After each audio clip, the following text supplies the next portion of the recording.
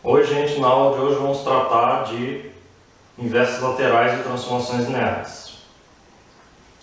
Para isso a gente vai ter que usar um teorema que a gente já provou antes, que diz que uma vez definida uma função numa base, você pode estendê-la de maneira única a uma transformação linear no espaço vetorial inteiro.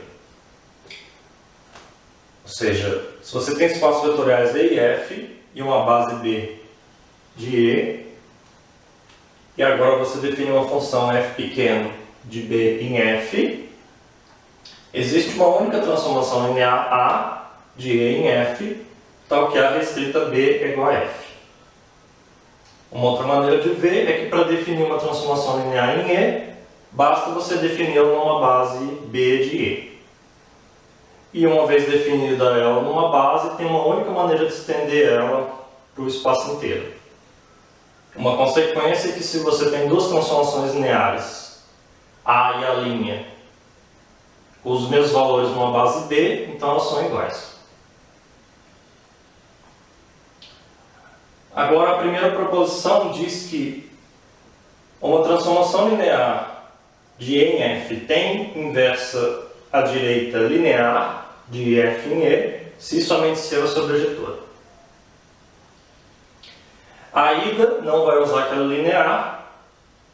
Para provar a ida, você pega um elemento do contradomínio de A, então V de F.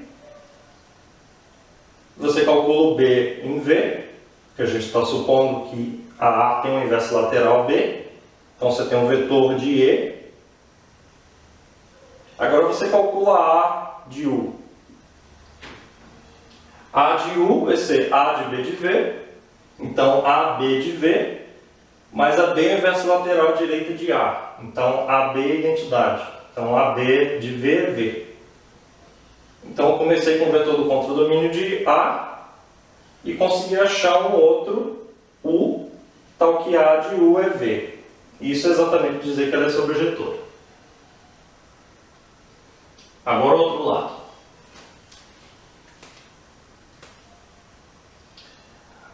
Para provar o outro lado, a gente tem que construir uma inversa lateral à direita de A. Para isso, a gente vai usar o teorema. Então, para construir uma inversa lateral usando o teorema, a gente tem que primeiro fazer uma função na base. Então, eu começo com uma base de F. Sendo A sobrejetora e F o contradomínio de A, para cada elemento U da base B, existe um U' do domínio de A, tal que A de U' é igual a U, exatamente por A ser sobrejetora. Você usa essa regra para definir uma função de B em E.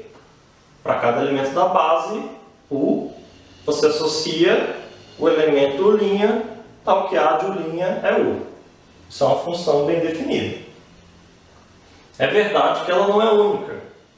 Pode ser que para o mesmo U tenha mais do que um U' que faz esse serviço. Você escolhe qualquer um. E assim define uma função. Então a gente tem uma função da base de um espaço vetorial chegando em outro. Então, pela parte da existência do teorema da aula passada, existe uma transformação linear B de F em E, tal que B restrita à base B é F pequeno. A minha afirmação é que essa B grande é o inverso lateral da A.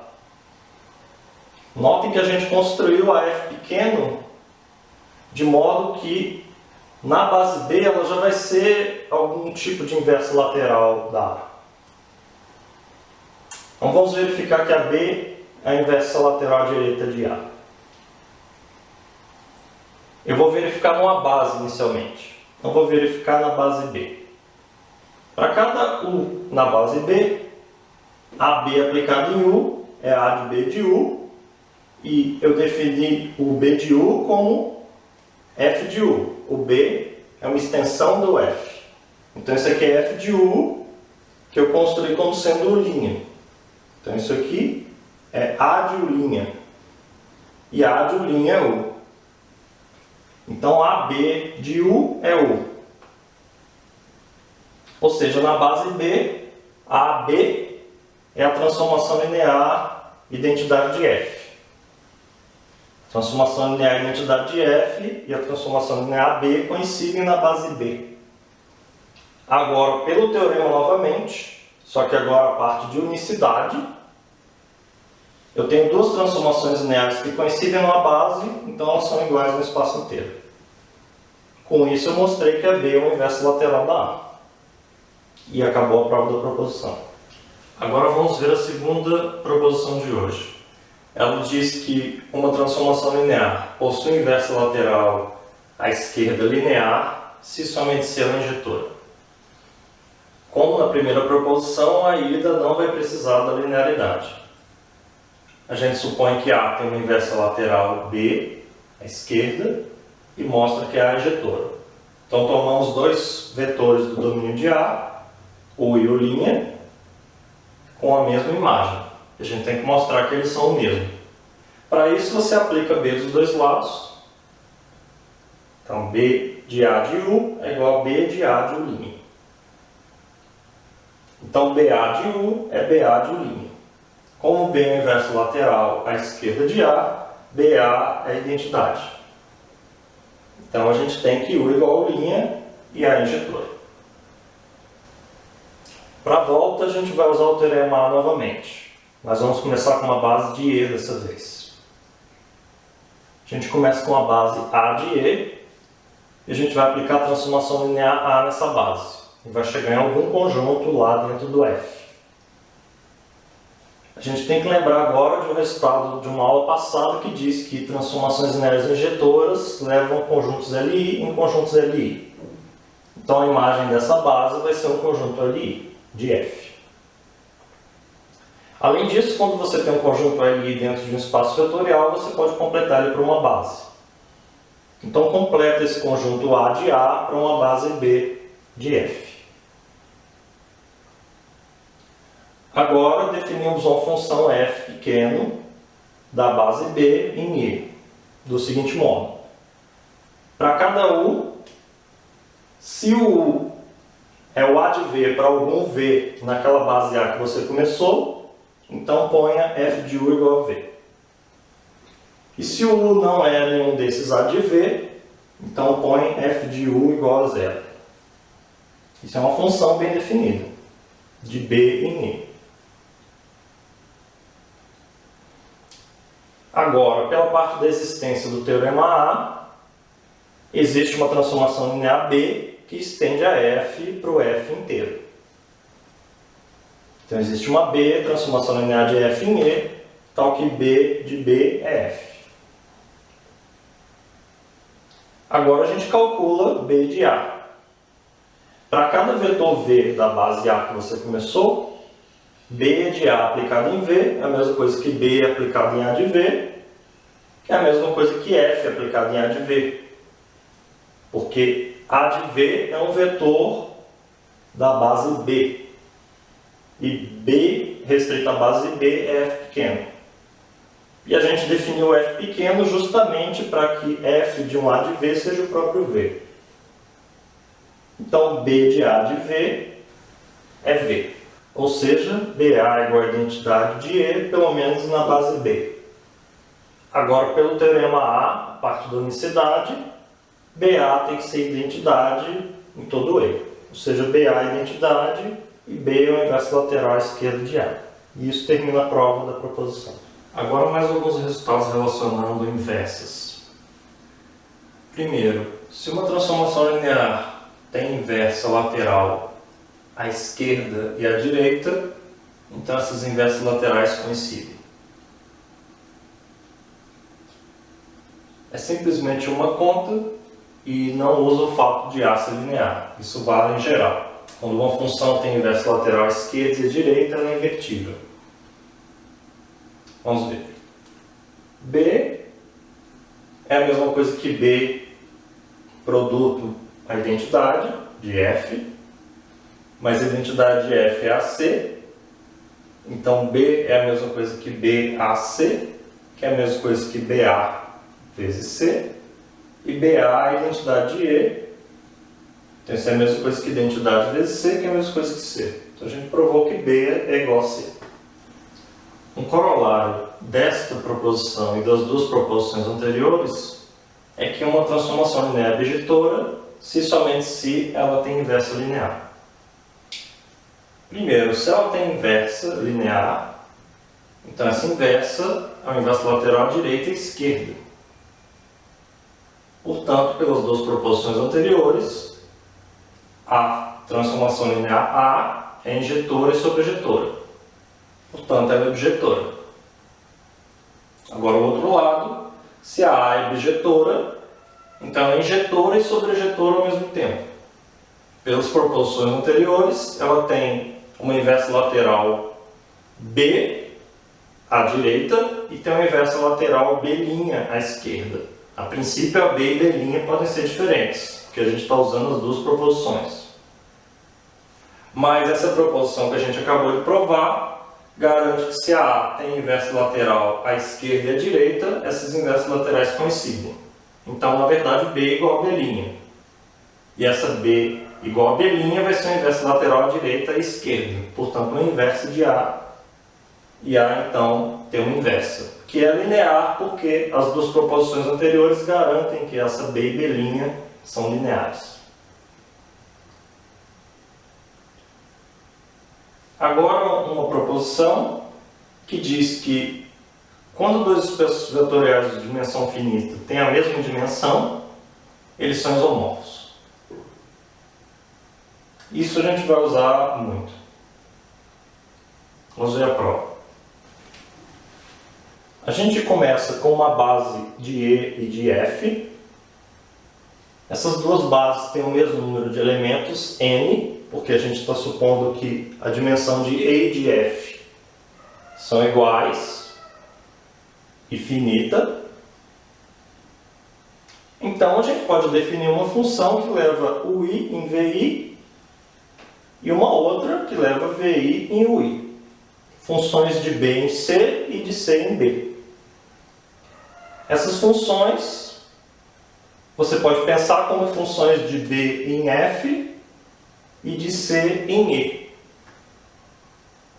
E pelo teorema A, que a gente já usou várias vezes hoje, essas funções podem se estender linearmente ao espaço inteiro.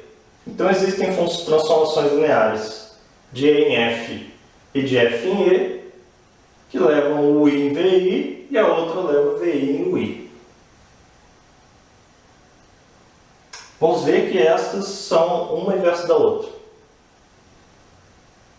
De fato, AB de VI é A de UI, porque B de VI é UI. Então, AB de VI é A de UI, que é VI. E do mesmo modo, BA de UI é UI.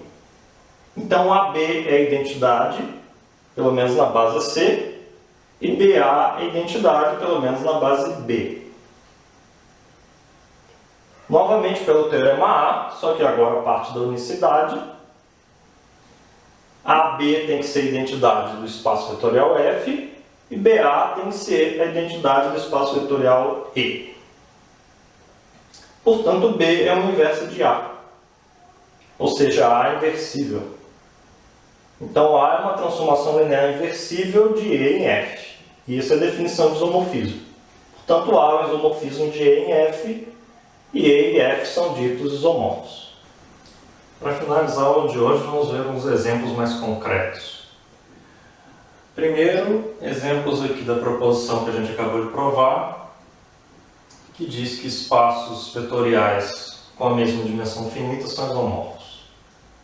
Então, em particular, qualquer espaço vetorial de dimensão n é isomorfo Rn, o espaço dos polinômios de grau até n é isomorfo Rn mais 1, o espaço vetorial das matrizes M por N é isomorfo a Rmn, o espaço dos operadores de R3 em R3 é isomorfo a R9, qualquer reta gerada por um vetor em Rn é isomorfo a R, e qualquer hiperplano em Rn é isomorfo a Rn-1. Para finalizar, vamos fazer uma observação com respeito ao teorema da aula passada. Aquele que dizia que uma transformação linear entre espaços vetoriais de mesma dimensão finita é injetora se somente se é sobrejetora, se somente se é isomorfismo. A observação é que essa hipótese de dimensão finita é essencial. Vamos ver aqui no exemplo. O exemplo é com duas transformações lineares que são operadores no espaço das sequências infinitas de números reais. A primeira transformação linear A é o shift para a esquerda e a B é o shift para a direita.